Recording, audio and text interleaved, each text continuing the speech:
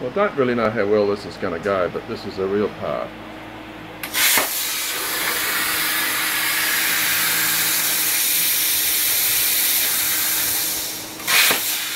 So we're just centre marking a couple of probably 6mm holes.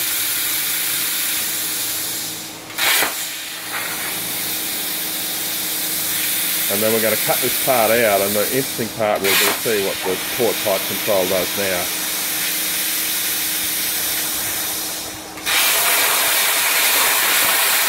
You'll see it's moving a little bit, but it's not that unstable. There's quite a rise on the far side, so we'll watch how it goes.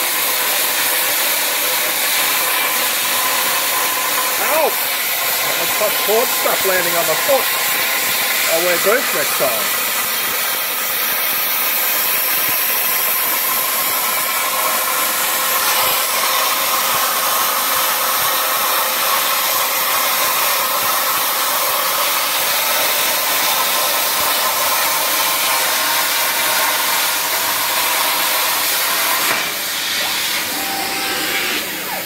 Wow, buddy.